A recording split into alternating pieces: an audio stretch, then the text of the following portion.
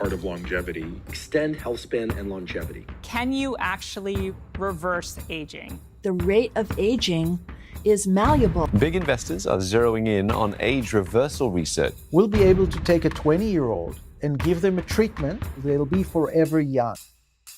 We are currently in an anti-aging or life extension revolution, but it's not new. Since we are human, there has been one obsession: beating death. In nearly every culture, from the Sumerians, Akkadians who were obsessed with escaping mortality, to the Chinese and their elixir of life, and more recently with the alchemy of the occult. Traditions of Europeans with the famous philosopher's stone, believed to have the power to transmute ordinary metals into gold, and crucially, to produce an elixir that will grant eternal life or rejuvenate the body. Why is that? Well, because death is pretty scary, I'm not gonna lie. Especially today, if you're not religious and eternal nothingness is to come, I can talk from experience, it's not a pretty enjoyable thought. And with more education and less religion, more and more people are confronted to the dreadful thought of death. But there's some good news, guys. We might actually solve the impossible problem that humans have been obsessed with for millennia.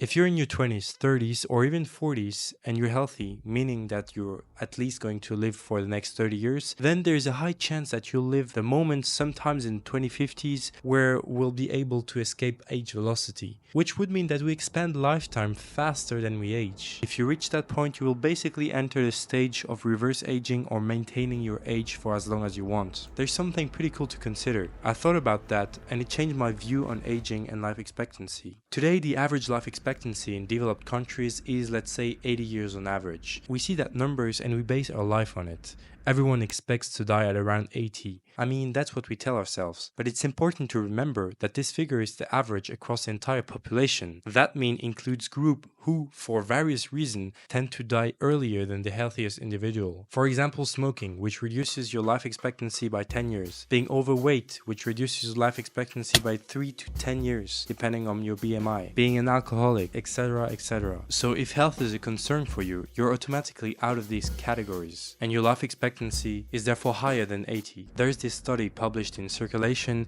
It shows that if you're a healthy male, never smoke, maintain a healthy weight, engage in regular physical activity, follow a healthy diet, and have moderate alcohol consumption, your life expectancy is increased by 12.2 years on average from the mean of the population, meaning you'll reach 90 to 95 depending on your country. That's crazy, because this is now with our technology. I often see people, myself included, that reason with the average life expectancy and say like, oh, if I'm lucky, I'll live 80 years, so 40 is half of my life, etc, etc. Like, this isn't really true. And if you clicked on this video, you have some interest in the field, so you're already a probable candidate for this type of life expectancy. And literally, most people, if they wanted to and live a healthy life, they could make their life expectancy 95 and higher with actual technology, meaning that if you're a healthy person or becoming, it's never too late, you already have a life expectancy of 95 plus. But the best part is that we're talking about this life expectancy based on our current tech with a stationary approach to technology, not taking into account any progress. But as you know, the exponential curve for technology is very well engaged, to say the least. And we're currently at the inflection point. Everything is accelerating at crazy speeds.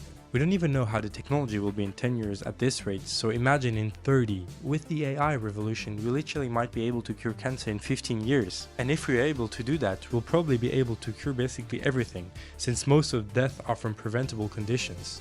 Like, take the first cause of death, heart diseases. It's extremely preventable. Like, it's not in your genes for the most part. If you exercise, eat healthy, don't smoke, have regular health checkups, then you're basically immune to these diseases. What I'm saying is that if you choose to live a healthy life, your life expectancy now is not 80, but more than 100 plus years if we take progress into account. And that's being conservative. I think that within the next 40 years, we'll find ways to extend life expectancy well beyond 5 additional years. Like, way more. Like, way more. So 5 additional years to 95 is 100, but realistically it would be more. So who knows, if you're between 20 and 40, even older, you might be the last generation to die from natural causes and the first one to choose when they want to die. Life expectancy extension is a bit like a game, and you can start playing right now. Exercise regularly and extend your life by 3 to 4 years. Eat a high quality diet and expand it by about 3 to 4 additional years. But that's just the start. Here we are not making use of any technology, just information and application of current knowledge. As I said earlier, we are on a brink of medical revolution like we've never seen before. It's expected and agreed by a lot of experts that in the next 20 years, gene therapy and genetic editing will become mainstream, with techniques like CRISPR-Cas9, which will reduce cellular aging. Another breakthrough will be in regenerative medicine and stem cell therapy, with applications that include restoring organ function, repairing organ, etc. etc. There are hundreds of potential medical technology that will maybe be available in the next few decades. How cool and exciting times to come, my friends. The question is, what does it mean for society if suddenly the life expectancy jumps to 150 years? It redefines everything we know. My last video was about population collapse, which worked very well, by the way, very nice to see. And I say that there is an inevitable population collapse coming. But if we enter a world where in 40 years there will be more robots than humans on Earth, and our lifespan is 150 years plus, at this point there won't be any economic collapse because of the population collapse, since the economy will be replaced with AI-powered robots. And humans will be in creative mode essentially, living forever, not having to work and figuring out what to do. If you thought there was a meaning crisis at the moment, just wait until that future arrives. Sounds like a strange future, but I think there is a possibility that it will happen. We just have to prepare mentally. Come on, please.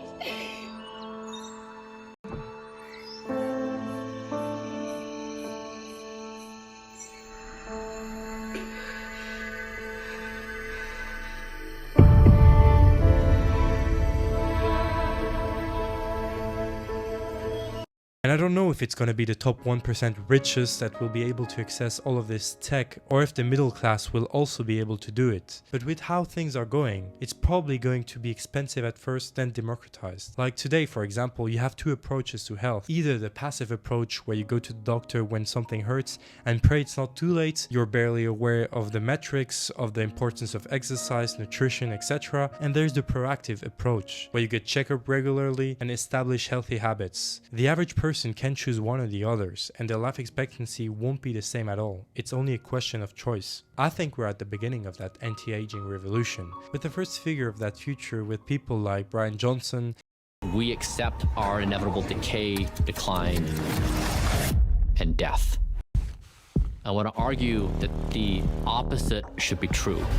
We may walk into a future where all of us live healthier and longer.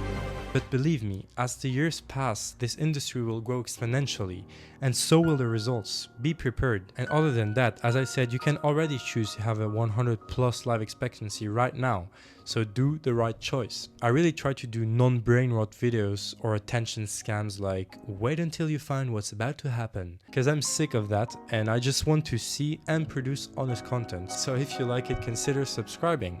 Thanks for watching and see ya.